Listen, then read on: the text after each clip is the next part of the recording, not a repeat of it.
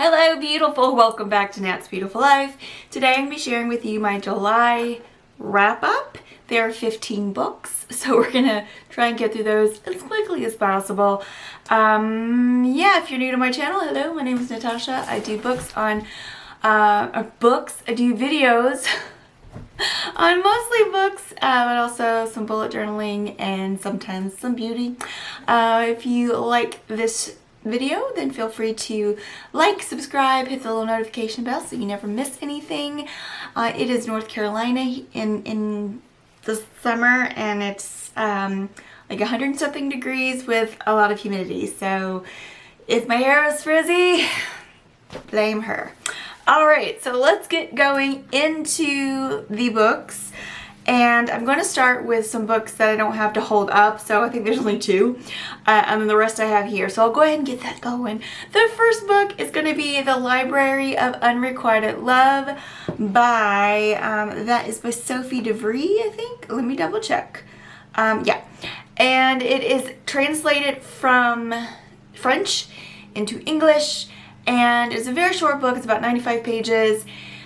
Basically, you've got a librarian who's maybe in her 40s, lives alone, and is very into books, the library, history, the system of the Dewey Decimal System, the system of the library itself, all of this stuff. She comes to work early one morning and finds that someone has fallen asleep and has slept all night in the library, and so she basically lets him sit at her desk and drink coffee while she's getting ready for the day, and it's a very long exposition on all kinds of things by our main character. This book is not exactly what I thought it would be based on the title. There is a love interest that she speaks about, but then she just goes on and on and on.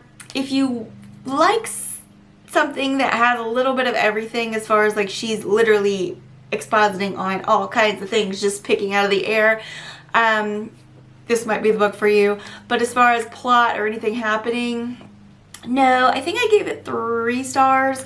Glad I read it, but it's not like mind-blowing. Alright, second book I actually own, but it's really hard to get off of my shelf right now. That is The Well of Ascension by Brandon Sanderson. This is the second book in the Mistborn series. I really enjoyed Mistborn, and I enjoyed the plot of The Well of Ascension, but it had the worst trope ever in it, and it is my least favorite trope. I wish this trope would die, and that is when a love interest, when you got two love interests, and one thinks that the other person thinks this, and this one person thinks that this person thinks this, and then they're hiding things from each other, not telling each other, and they're not communicating, and it causes problems. And it is all over this book between our main character Ven and another main character. I don't want to spoil the first book for you, but yeah, that ruined the book for me. But the plot itself, the actual point behind all of Mistborn, that is there, and that is the main thing, and that's what saved it. But I really enjoyed it, and I'm looking forward to see where the Hero of Ages, which is the third book in this series, goes. The magic system's really cool, the lore, all of that stuff. So I'm looking forward to that. I just hope that Ven and her love interest have learned their lesson and stop that stupid, like, miscommunication thing from going on. But this series has a lot of great characters in it, and a lot of great, it's really good. Just read it, check it out. I'm hoping to get to Hero of Ages, which is the third book, either this month or next month. Alright, let's move on. Then I'm going to go ahead and just go through my Reading Rush books real quickly. The first 4 were I Hate Fairyland by Scotty Young. I really love Volume 1 and 2. Volume 3 and 4, I could do without. 3 was okay. 4 I could have just chucked in the garbage. But don't let that sway you. If you read nothing but the first 2, you're good. It's all you need to read. It's such just a cute little series. Well, I'd say cute little series, but it's pretty rough. So you've got our main character, who is Gertrude. She is taken to Fairyland when she's 8 years old, and she's just supposed to do a quest and go home within like the day, which is what most kids do when they get to Fairyland. However, she's not like most kids, and she's in her 30s and she still hasn't passed her quest. And oh my, the mayhem that ensues. So check out at least the first 2 volumes. I really did enjoy those. The next book, let me see if I got it somewhere around here. I'll just go ahead and talk about this one. The Turn of the Screw by Henry James. This is a horror book, I believe from the 1880s. 1880s or 1890s. 1890s, I think. So I wanted to read this because my book club book in October is Turn of the Key by Ruth Ware, which is inspired by this book, so I wanted to read the original. I don't read a lot of horror, but this had my like most terrifying horror trope in it, and that is evil children. They freak me out. Yeah. So if you have anything, any movie, book, all you have to do is put an evil child in there and I'm freaked out. It's really good, and I was guessing a couple of things, but then the very, very end, I was like, oh boy. Yeah, so trust me, I was ready to get done with this book because it was creeping me out so much. But really good and stands the test of time.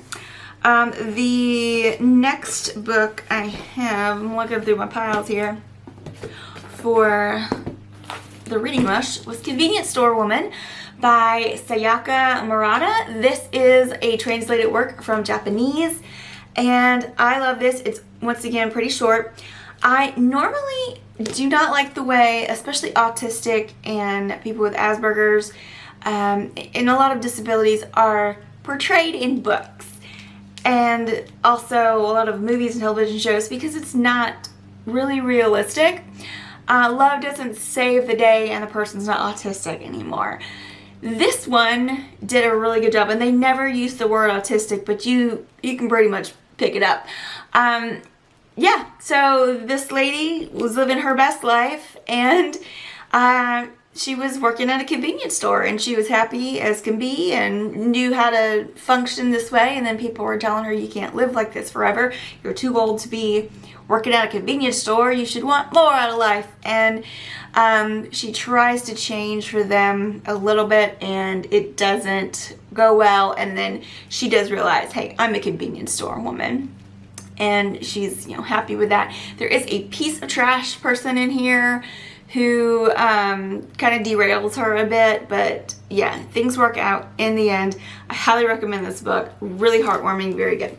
And then actually the last book I will talk about from the Reading Rush, but the very first book I read for the Reading Rush, Annihilation by Jeff Vandermeer. I also read Authority by Jeff Vandermeer, which is the second book in this series. I'm currently reading Acceptance by Jeff Vandermeer, which is the third book in the series. And let's just talk about the series really quickly.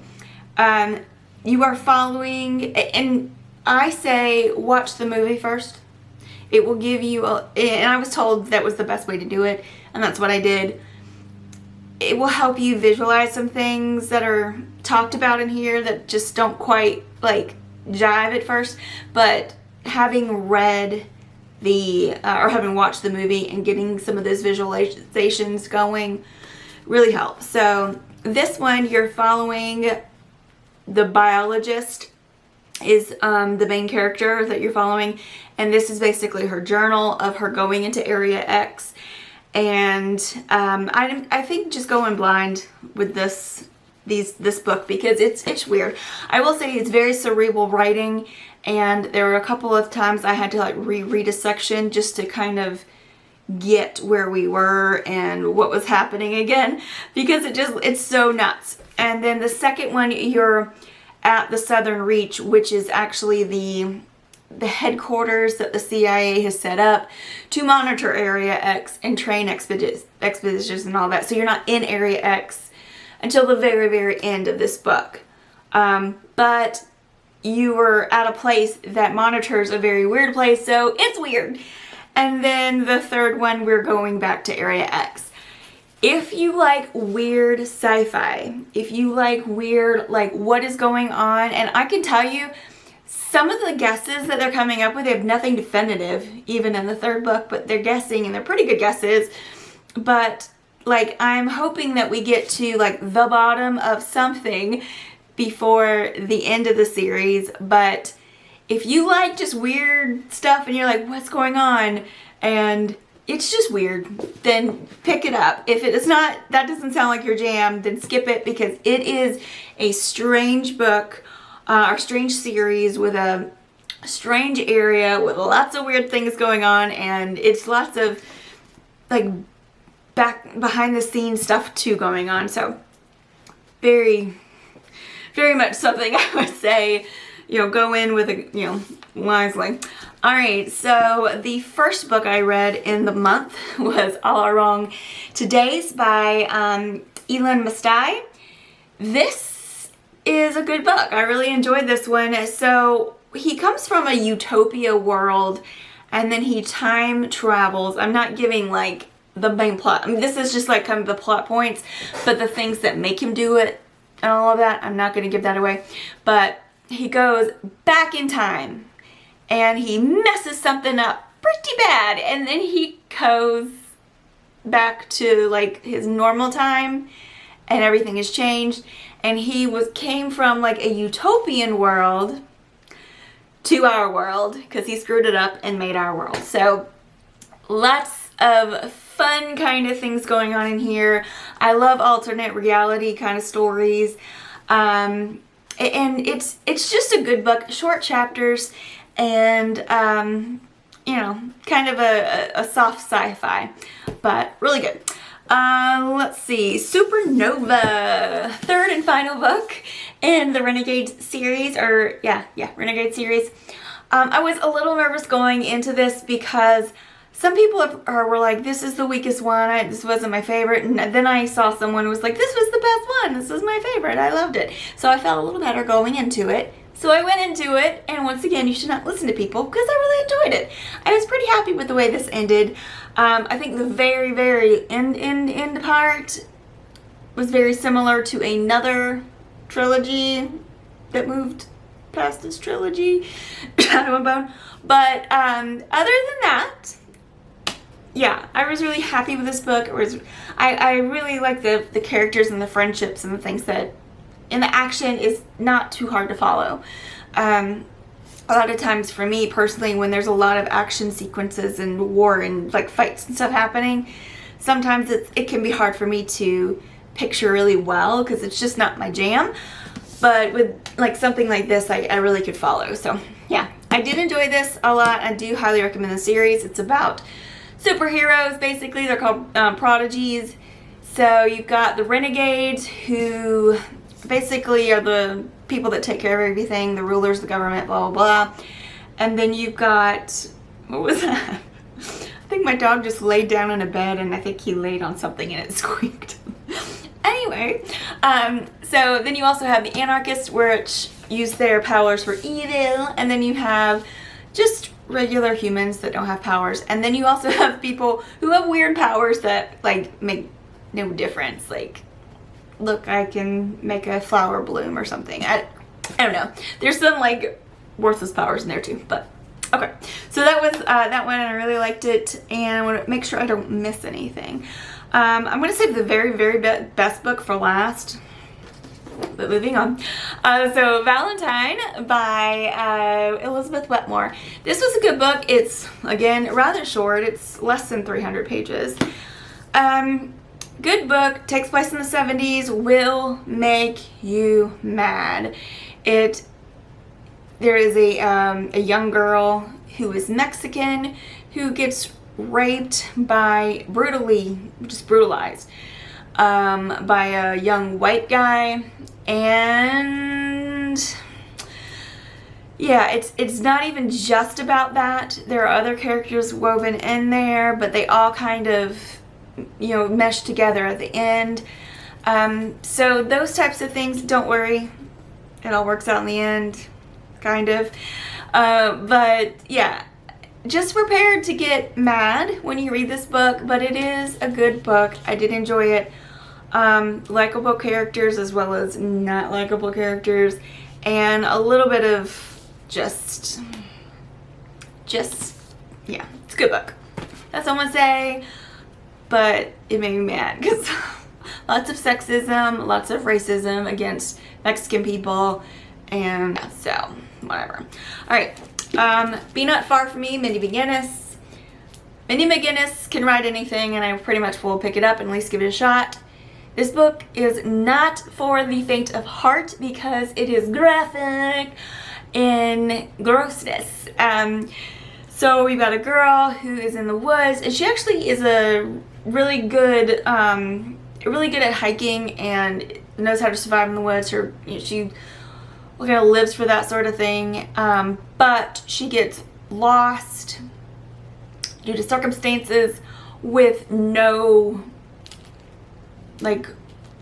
supplies, and she's hurt her foot, and it's bad, and she's something. Let me tell you something. To have survived this, she's something. There's a couple of things I'm like worried because, and it kind of hit home for me because if you've been here, if you're new, hey, if you're been here a while, you know, and December 31st, 2019, I was out hiking in the woods and I broke my ankle, and it was an ordeal. Not only did I have to be ATV'd out by the fire department, not on the trail, because can't do the trail with that. We had to find another way. It was an ordeal. Then, you know, I had the recovery. Then I had to learn how to walk again. There was surgeries. There was all kinds of stuff. So I'm like listening to her and her deal out there for days with her foot, and I'm just like, okay, this book's gotta stop. It's short. I did some short books this month, I guess, or last month, but it is not for the, if you're squeamish, don't touch it, but if you're not, it's a pretty good read. All right, I think that's it except for one more. I just want to make sure I'm not missing anything. All right, best for last. This was my book club book of the month. It is tabbed up like crazy. It is highlighted and underlined, and this is The Immortal Life of Henrietta Lacks by Rebecca Skloot. Oh, it's so good. This is not only a science nonfiction, it is a social studies type of nonfiction. This is excellent. This is 5 frickin' stars. And even if you're someone who doesn't really read books, read this book. It's so good. Yeah, there is a movie that's been made, but you know, the book's always better. So the author was in a science class and heard about HeLa cells and was like, where do they come from? And there was like a little blurb about where they came from, but nothing else. And she was like, but I want to know more. And she just went on a journey of discovery, and I think this book took about 10 years to research and write. And the thing is, she met up with Henrietta Lacks' family and was there with them, and she wanted to learn about Henrietta, but also about everything surrounding her and the time that this occurred, and how her family is now, and how they had no idea. If you don't know, HeLa cells are immortal cells. They've been replicating for since the 50s when they were taken from her, and they're one of the first, if not the first, immortal line of human tissue cells. And the people who took them from her and used them were very science-minded. They didn't make any money off of it, but people took them and started selling them and made a huge business out of it, and $1 billion business. And also, and so her family gets none of that, by the way. And also, her cells have been responsible for the polio vaccine, also like some of the cancers, things like that. they've been just absolutely invaluable. There are other cell lines now, but she's one of the first and most well-known ones. And it is an interesting story of not only, like I said, the science behind it all, but race relations at that time. And there was things that I didn't know that I, know now. So she is the great-great-great-grandchild of a slave and her owner. So she was light-skinned and green-eyed, and a lot of her family is. And I didn't realize that a lot of hospitals at that time wouldn't even, because of segregation, a lot of hospitals wouldn't even see African American patients. I just thought hospitals had to see patients. Johns Hopkins did, and that's where she went. But some of her, like her cousin had polio, and the doctor said, you can pass for Latino, so you can go to this hospital where they only treat white people, and they'll take you because you're Latino. They don't say you're black. Like, those kinds of things. And just, there's a lot to this book, and I highly recommend it. I ran out of tabs and had to go buy more. I mean, it was just, it was literally like taking a class reading this book. And I did a family tree, tried to figure out like who is who and all of that. So that is the best of the bunch right there. All right, so that's it for July's books. There were 15 books. If that's not 15 books, let me know. I'll put the extra one in the description box. All right, so yeah, thank you guys so much for watching. I won't keep you any longer, and I'll see you very soon on Nat's Beautiful Life. Have a great day, gorgeous.